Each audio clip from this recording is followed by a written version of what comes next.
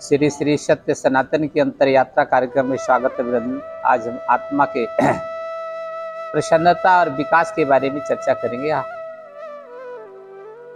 शरीर, मन, बुद्धि और आत्मा, ये तीन मिलकर के जीवन बना है। आत्मा की प्रसन्नता, आत्मा का विकास, परमात्मा के मार्ग में सबसे अग्रणी कार्य करती है। आत्मोन्नति करने के लिए निस्वार्थता की आवश्यकता अति आवश्यक है। परोपकार करना, सेवा करना, निष्काम कर्म करना, इससे परमात्मा की शक्ति आत्मा को मिलती रहती है। जब स्वार्थ रहित कोई कार्य आत्मा करती है तो आत्म प्रसन्नता होती है, आत्म उन्नति होने लगती है और जीवन का जो भी कष्ट तकलीफ होती है वो धीरे धीरे कम होता जाता है, दूर होता जाता है।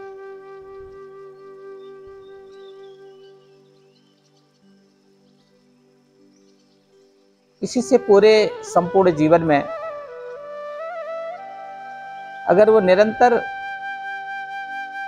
इस कार्य को लगातार करती रहे तो निश्चित है उसकी मन और बुद्धि उसके बस में हो जाएगी, नियंत्रण हो जाएगी। फिर उसके द्वारा कोई भी अहित का कार्य नहीं होगा। वो जो भी कार्य करेगा धर्म सम्मत कार्य रहेगा, धर्मयुक्त रहेगा, परोपकार के रहेगा, कल्याण की उसमें कामना सबके हित में रहेगी और वो लाखों और करोड़ों की प्रेरणा स्रोत बन जाता है।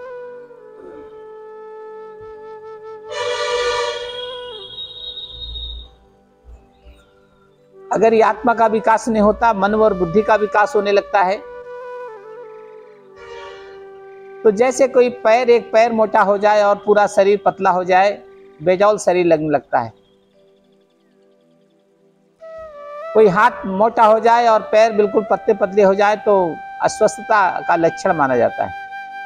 लेकिन बुद्धि का विकास हो जाए, विचारों का विकास हो जाए तो मान लिया जाता है कि ये स्वस्थ शरीर का है। स्वस्थ शरीर में ही सारे विचार उत्पन्न होते हैं। तो आत्मा का विकास स्वस्थ शरीर के ही लक्षण है और आत्मा तब उन्नति की ओर चलती है, परमात्मा के नजदीक पहुंचती है जब परमात्मा के द्वारा बताए हुए कार्य को आत्मा करती है। इस शरीर से, मन से, बुद्धि से उसको नियंत्रित करके कार्य कराती है। इसमें जीव को कोई भी लाभ दूर दूर तक नहीं दिखा देते। एक मानव मात्र के लिए करुणा, दया, ये सारे धर्म ग्रंथों, शास्त्रों में वर्णित है। यह सब जीवन को करना चाहिए, मनुष्य को करना चाहिए, परंतु सांसारिक वातावरण में रहते हुए इस प्रकार से जकड़ गया, इस प्रकार से भ्रमित हो जाता है कि उधर वो देखने का भी स्थिति में नहीं रहता। करना तो दूर रहा, लेकिन कोई बिरला कोई इस कार्य को उससे हट करके करने लगता है तो वही समाज को प्रेरणा देता है, वही समाज का महापुरुष बन जाता है। उसी से लाखों लोग अनुप्राणित होते हैं। अब राम, कृष्ण, बुद्ध इस धरती पे कैसे प्रत्यक्ष दिखाई देंगे? उनके विचार, उन पे लिखी हुई किताबें, उनके विचारों को जीने वाले महापुरुष वही आपके सामने आएंगे। देवता गण भी नहीं आएंगे, वो तो एक भाव में है, आपको अनुभूति कराएंगे लेकिन प्रत्यक्ष दर्शन नहीं देंगे। प्रत्यक्ष तो उनके जीवन को जिए, वैसा उनको लेकर चलिए, समाज में एकता का भाव जगाइए। समाज की सेवा ही सबसे बड़ी निस्वार्थ भाव से किया गया पुण्य कार्य है, यज्ञ कार्य है। लेकिन आज कौन समाज का एकता के कार्य में अपने जीवन को आगे लाएगा करने के लिए? लेकिन जो महापुरुष जिनमें शक्तियाँ भगवान की आशीर्वाद युक्त हो जाती हैं, वह इस काम को बहुत आसानी से कर लेते हैं और उस समाज को कुछ प्रेरणा देके आगे बढ़ा देती हैं।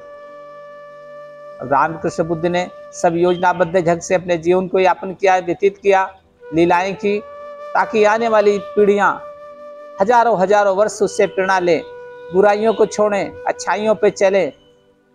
लेकिन बहुत पुराना उदाहरण हो जाता है, बहुत पुराना इतिहास हो जाता है तो उससे धूमिल होने लगता है, क्योंकि उसको अब जीते नहीं, लोग बोलते केवल है।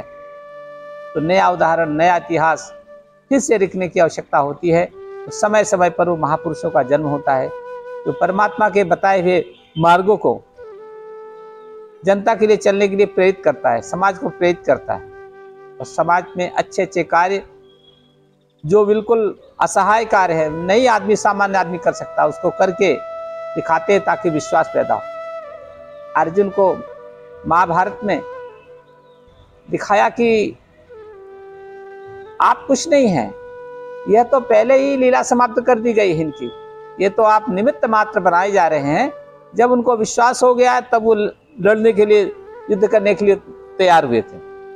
ऐसे समाज को भी दिखाना चाहिए जो कठिन कार्य कर रहे, बड़े बड़े दुदांत अधार्मिक लोग समाज में गलत चीजों का विस्तार कर रहे हैं, प्रभाव डाल रहे हैं, जरा रहे हैं, बिगाड़ रहे हैं समाज को, दुनिया को। इनको समाप्त करने में कोई बड़ी शक्ति की आवश्यकता नहीं, बहुत साधारण सी शक्ति स्वयं आगे आके करते हैं तो आम आदमी उनको भगवान का दर्जा देता है, भगवान मानता है। ऐसे कार्य करते करते एक पीढ़ी, 2 पीढ़ी, 10 पीढ़ी उसकी प्रेरणा लेता है, उससे आगे बढ़ता है और जीवन में सुख शांति लाता है। अपना जीवन परमात्मा के श्री चरणों में अर्पित करके समस्त कार्य को करता रहता है। तो आत्म उन्नति होती है, आत्म विकास होता है, आत्म तरक्की होती है। जीवन के समस्त युगों युगों के जो पुनर्जन्मों के जन्मों के जो पाप और पुण्य का विचार आता है वो सब समाप्त हो जाता है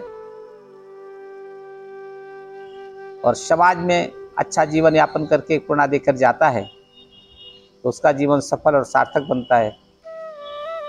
जय हो।